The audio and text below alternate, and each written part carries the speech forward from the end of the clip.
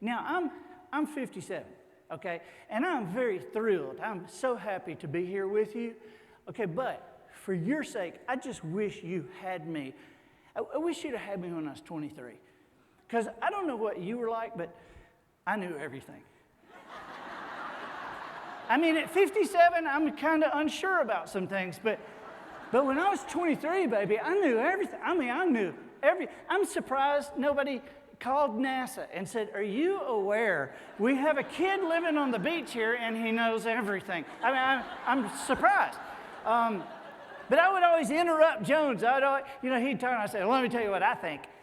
And he'd talk to me. I'd say, "Okay, yeah, but I'm thinking that," and he'd talk a little bit, and I'd say, "Well, another thing you ought to think about." And one day he said, "You need to be careful with that.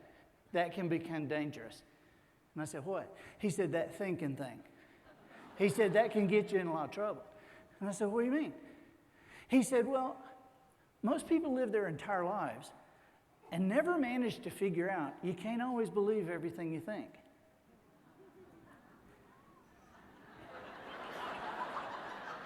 Took me a long time to get to the bottom of that. I want to go back to that in just a second. But the other thing he talked to me about a lot was perspective. He said most people live their lives almost to almost. He said people will scramble for an answer. In the middle of the crisis, they seem to not understand that this is life at its essence.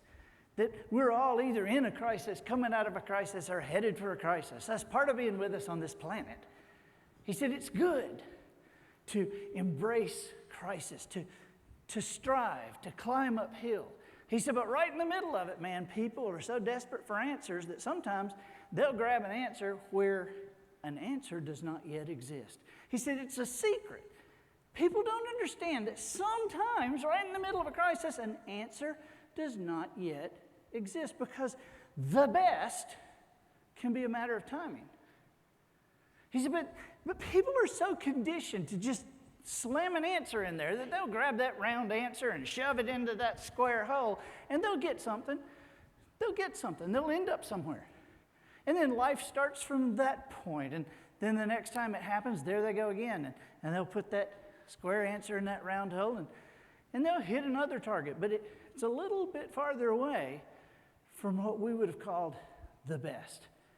And life goes on like that until they're 40 or 50 or 60. And then they start having conversations like this.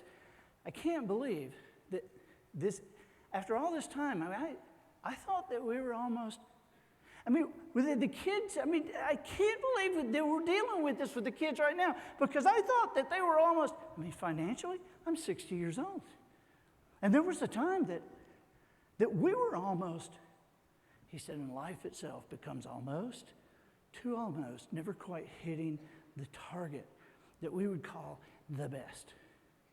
He said that's why perspective is so important because it's thinking that you can choose. And that's true. It is, I think, God's greatest paradox